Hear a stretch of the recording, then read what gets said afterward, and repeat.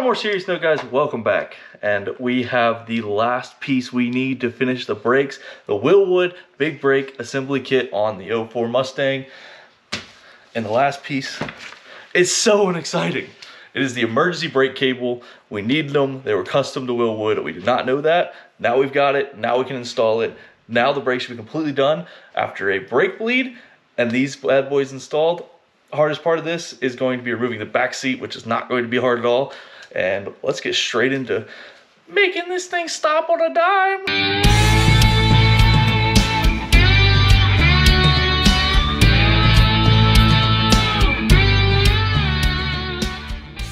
So step one to finishing what is the last step for us in this big brake kit adventure. We need to replace this one easily measly wire cable going from here. This is the emergency brake cable, and it's going to go to both sides of the rear. And we've just got to get it out from this hole. Get a flashlight from right here. This is actually under the rear seat, so we're gonna have to pop the rear seat out just real quick and disconnect it. Everything else is already disconnected from this end. So all it's going to take is that quick disconnect on the top end, and this should slide right out. I mean, none of this is like tightened. This should just slide out. So let's go on to remove the back seat. Luckily, no one sits in the rear of the Mustang. So getting these out is about as simple as putting 1 pound of force upwards from that corner and also this corner. Getting these out is gonna be, and these just slide right out. So I'm just gonna need 2 hands, so I'm gonna hand off to my handy dandy filmer, and I'm going to take these out. Thanks everyone for watching our removal video of the bottom of the rear seat of the 2004 Mustang. Leave a comment, like, and subscribe, and we'll see you guys next week. Slight correction on where we think things are, but they're not. Episode 1. The cable that we thought was gonna come right up here. Don't make fun of this, okay? This is my audio work. This audio cable for my audio system in the back. We thought that this emergency brake cable simply came up right under, where is it? Right there. This is a rubber grommet and the cable that we need going up right there, okay? However, it's not right here. It's actually in here. So yeah, that means we didn't do our research. But it's not a huge problem. We're just gonna pull it out from the bottom. So that's our update. Slight problem, slight confusion, but it's okay, because these seats were coming out anyway. All right, update number 2 or 3, I can't remember.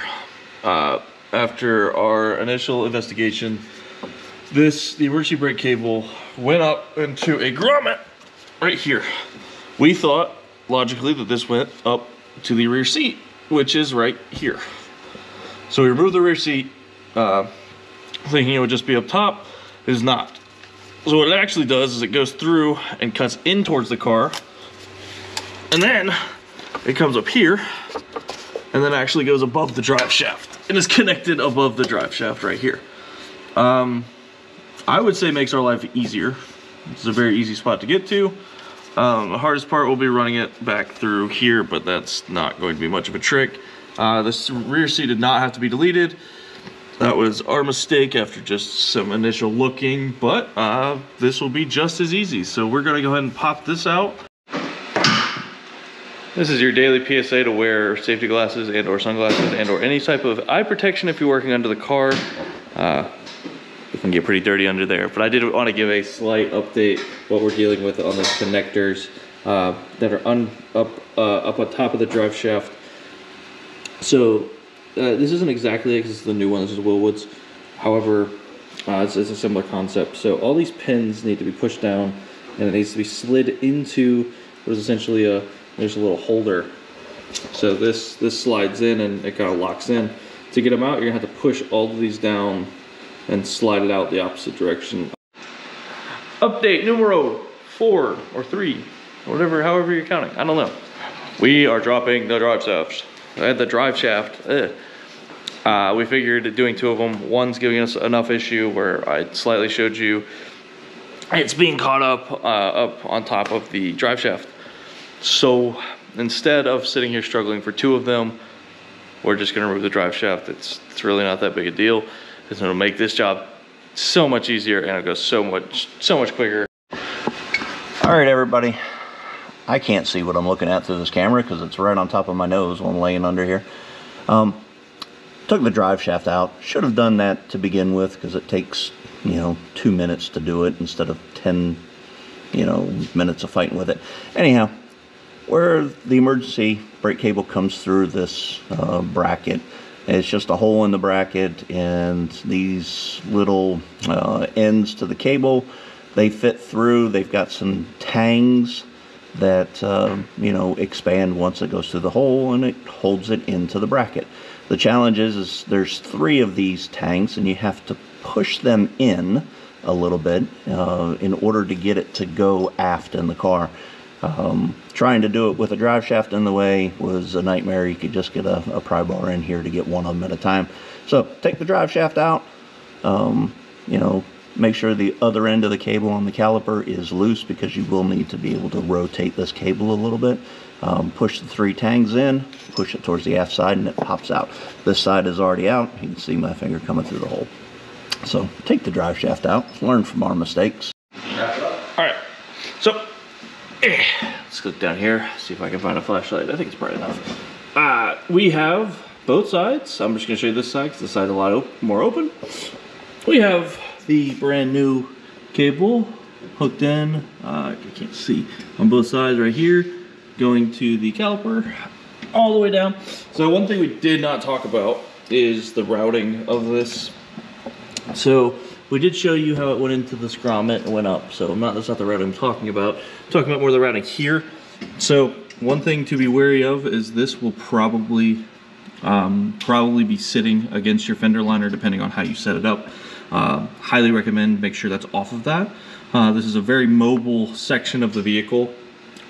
So everything's pretty much moving. Everything's going to be shifting as the car goes down the road. So you don't want any rubbing. You don't want any motion or any interruption on this. So just make sure it's popped up a little bit. They took a little bit of just kind of maneuvering. It's a pretty stiff cable.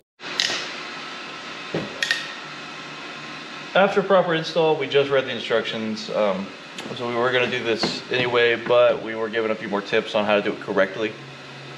To set the proper parking brake, you need to activate and deactivate the parking brake over and over. It does recommend that you put your foot on the brake, medium to moderate pressure, they said, and then just sit here and make sure this is activating. This is easier with 2 people. That'll walk around and show you it's actually activating. But they do recommend to do this, to set it to equal out those cables. Just with moderate pressure, just do this. You can.